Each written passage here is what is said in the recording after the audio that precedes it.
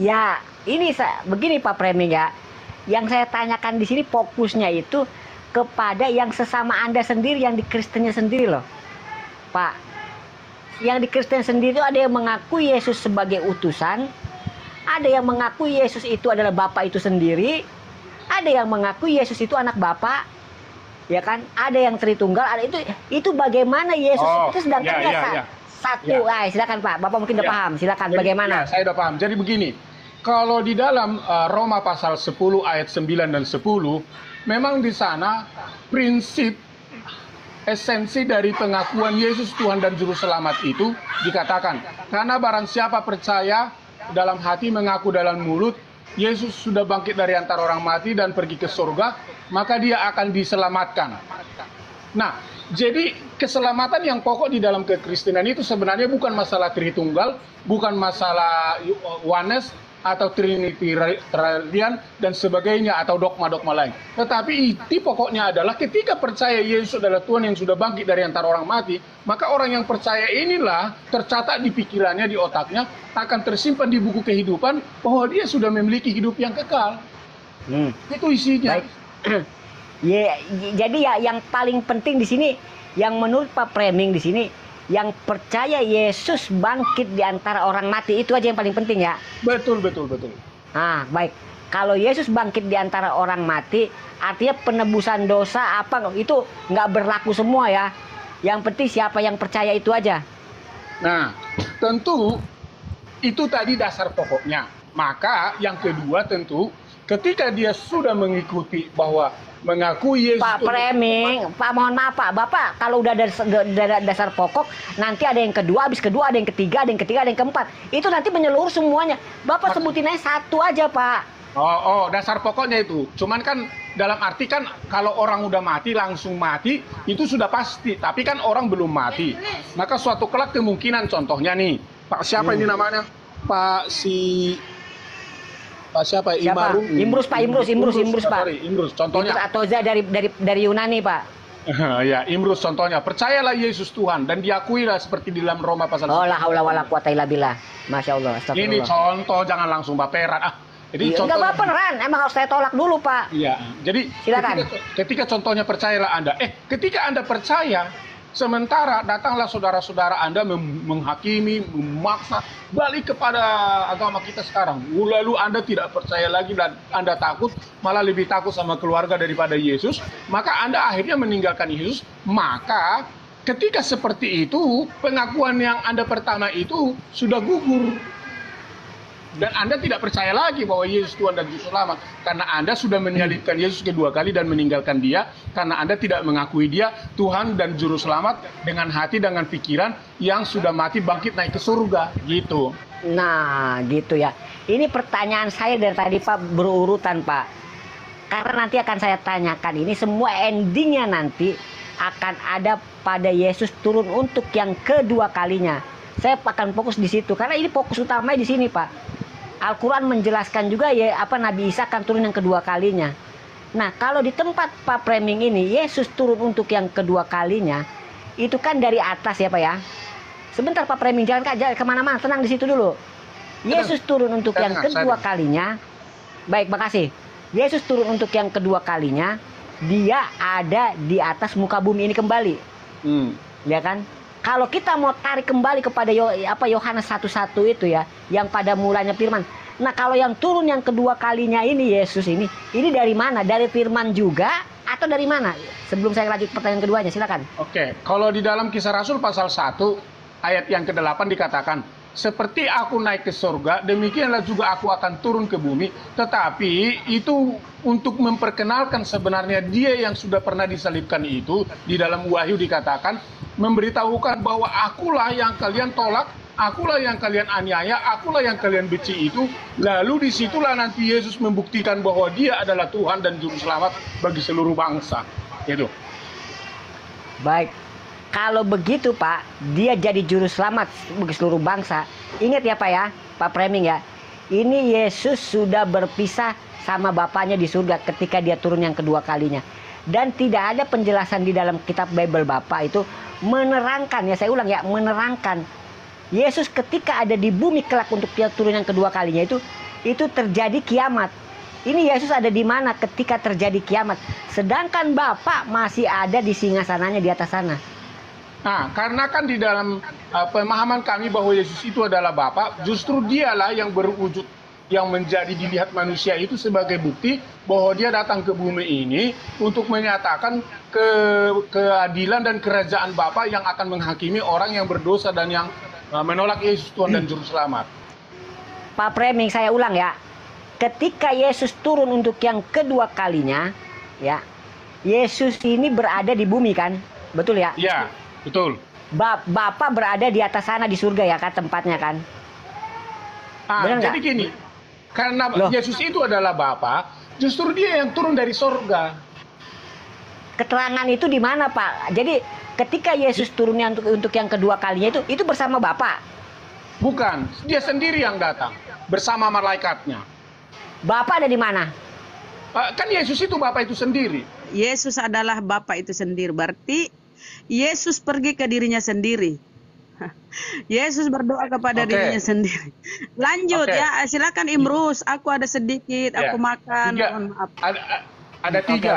Ada tiga poin. Biar saya jawab dulu, Bro Imrus ya. Ada tiga poin. Yang pertama, dia katakan tadi Yesus berdoa di Taman Getsemani. Sebenarnya kalau kita baca konteks itu, Yesus mengajak murid-muridnya berdoa. Ya. Namun ketika Yesus sendiri dia menyendiri, murid-muridnya satu kelompok di dalam doa itu. Jangan framing. Yesus berkata kepada muridnya, "Tunggulah aku di sini." Ya. Tunggulah aku di sini. Kamu menunggulah kamu di sini. Berjaga-jagalah. Sebentar. Aku bantah. Berjaga-jagalah kamu di sini. Aku mau ke sana berdoa. Kenapa kau bilang muridnya lagi dia bersama? Justru Yesus berkata, berjaga-jaga dan berdoalah supaya kamu tidak jatuh ke dalam pencobaan. Tunggulah aku di sini. Artinya karena muridnya ini, dengar dulu, muridnya ini berdoa, mereka ngantuk, tidak bisa 1 jam berdoa. Makanya Yesus, tidak bisakah kamu berjaga-jaga 1 jam untuk berdoa? Itu makanya Yesus ngomong begitu. Karena kenapa? Muridnya diajak berdoa. Ntar dulu. Pertanyaanku, Preming, kenapa Yesus sujud berdoa? Berdoa kepada siapa? Berdoa kepada dirinya sendiri. Bunyi doanya begini. Ya Bapakku, harusnya bunyi doanya. Ya diriku, sekiranya cawan ini bisa lalu daripada aku. Bukan kehendakku yang terjadi, melainkan kehendakku lah yang jadi. Salah kalimatnya. Salah kalimat kamu. Ya kan Bapak ada lain. Kan di situ harusnya. Pak Preming, kan di situ harusnya Bapak. Tapi Yesus adalah Bapak itu sendiri menurut kamu. Berarti Yesus berdoa kepada dirinya sendiri. Oke, ya. Jadi jangan yang pertama, sama muridnya gini. Ya, ntar dulu. Berjaga-jagalah di sini. Yesus membawa muridnya berdoa dan mereka berkata, ayo berdoa berjaga-jagalah 1 jam. Yesus berdoa bertahan di situ. Ayo berdoa, dan murid-muridnya mereka ngantuk. Lalu Yesus bilang, tidak mampukah kamu berdoa berjaga-jaga 1 jam? Itu di dalam Lukas. Kata Yesus. Maka ketika Yesus berkata-kata, itulah doanya yang tadi kamu bilang. Sebenarnya itu bukan berbentuk doa, tetapi dia bilang gini, Bapa, kalau sekiranya diizinkan, biarlah cawan ini lalu. Tahukah cawan ini? Itu artinya cawan di mana penderitaan itu akan dialami. Gantian. Oke, Pak Preming dengar ya. Di situ Yesus berseru, ya Bapakku. Kalau dia itu adalah Bapak itu sendiri, ngapa dia berseru kepada ya Bapakku? Nah, ketika Yesus ya tengah malam, pagi-pagi sekali Yesus menuju bukit. Pagi-pagi sekali Yesus, Lukas ya, pagi-pagi sekali Yesus menuju bukit. Dia sendirian di sana berdoa. Kalau dia Tuhan atau kalau dia adalah Bapa itu sendiri, ngapain dia berdoa, Premi? Mana akal sehatmu, bro? Sudah? Oke. Atau ketika dia berkata, sebentar, satu lagi. Ketika dia berkata, jangan kau sentuh aku belum pergi ke Bapakku, Bapakmu, Allahku, Allahmu. Apakah dia pergi ke dirinya sendiri, Premi? Ya, jadi begini, kemanusiaannya Yesus itu, lanjut, jadi kemanusiaan Yesus itu yang sudah bangkit itu, dia belum langsung pergi ke surga. Ya, artinya dia mau Oke, sedang baik. mengajarkan Injil Kerajaan itu kepada murid-muridnya supaya mereka kasih tahu Injil Kerajaan hidup kekal di dalam Yesus itu sudah ada, perlu dikasih tahu sama teman-temannya, Oke. saudara-saudaranya. Ya, begitu. Silakan Baik, Darius. gini Pak Framing ya. Ini pertanyaan ini saya boleh ngambil satu dari tempatnya, udah saya taruh itu. Saya mau tanya begini ya, Pak Framing percaya kalau Yesus itu asal dari Firman? Nah, firman ini perlu saya jelaskan dulu supaya kalian paham. Enggak, apa sebentar itu. dulu, saya tanya, Pak Framing tahukah kalau Yesus itu asal muasal dari Firman? Asal Pada muasal. mulanya Firman bersama-sama. Ya, Asal, dari situ kan ya? asal muasal itu dari roh. Yesus itu asal muasalnya dari roh. Dari roh, tapi Firman kan? Nah, kalau firman itu kehendak. Kehendak. Ya oke, baik. Yesus itu berarti Firman juga kan? Kehendak Firman kan? Ya, kehendak yang adalah berasal dari Bapa bahwa dia datang ke dunia Jangan ini. jangan diputer Pak. Langsung Iya. tegas saja. Saya menjelaskan firman dulu supaya kalian paham firman. Gitu. Yang saya tanya, Yesus ini Firman bukan? Iya, betul, tapi harus dipahami firman itu seperti apa. Firman itu adalah dia. keinginan, kehendak yang nyata oleh Roh Kudus di dalam kandungan Maria.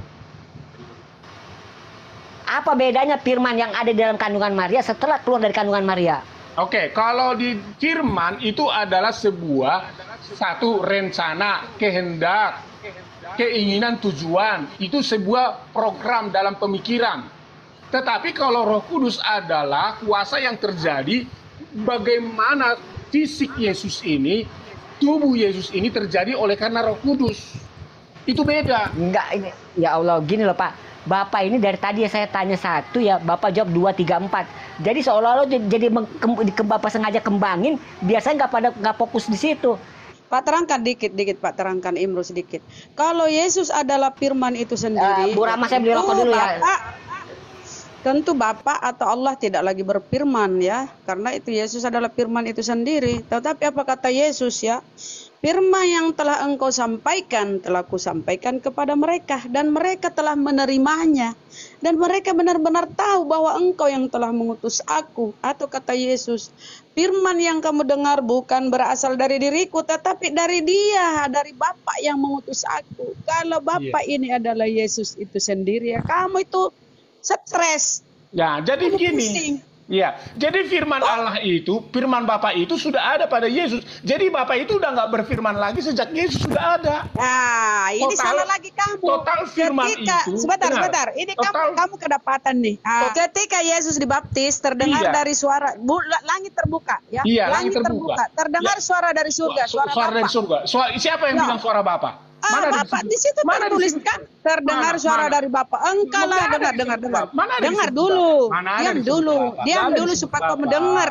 Diam dulu biar Gak kamu ada dengar. disebut Bapa di situ. makanya diam. Jangan framing Framing. dong. Jangan framing dong. Diam dulu. Anda bilang suara Bapa, kok nggak ada di situ suara Bapa? Langit terbuka dan Iya. terdengar suara Nah, dari surga. Tapi nggak ada suara Bapa. Engkaulah, dengar, Suara. engkaulah anak yang kukasihi.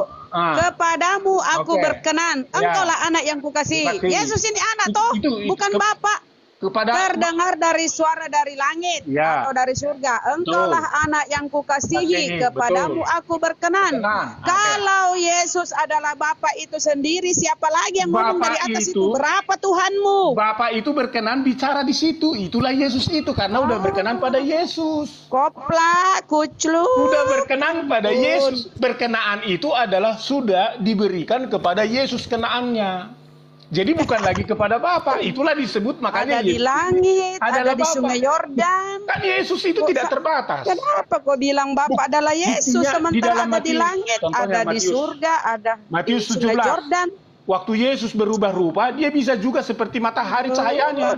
Itu di bumi, itulah Tuhan. Jadi Ada apa Yesus dengan ini adalah Tuhan. Makanya kalau kamu bilang suara-suara kecil begitu mah gampang sama Yesus. Orang wajahnya aja bisa berubah seperti malaikat, bisa berubah seperti dari surga, dia bisa melakukan hal-hal yang ajaib. Berarti Yesus yang dibunuh, disalib, dipaku, diludahi itu Bapak. Iya, bukan Bapak. Dengar dulu, Bapak seperti apa? Bapak seperti apa? Bapak seperti Berarti apa? yang dipaku, disalib, diludahi, Ya. dimahkotai duri, Ya, ditempeleng itu Bapak. Bapak seperti apa? Tahu seperti apa Bapak? Berarti yang ditempeleng, diludahi, dinodai, disalib, ditempeleng, dipatut, Bapak itu mahkota duri seperti itu Bapak. seperti apa Bapak ditempeleng itu? Seperti apa Bapak ditempeleng? Kan kau bilang Yesus adalah Bapak. Iya, Bapak itu ditempeleng seperti apa?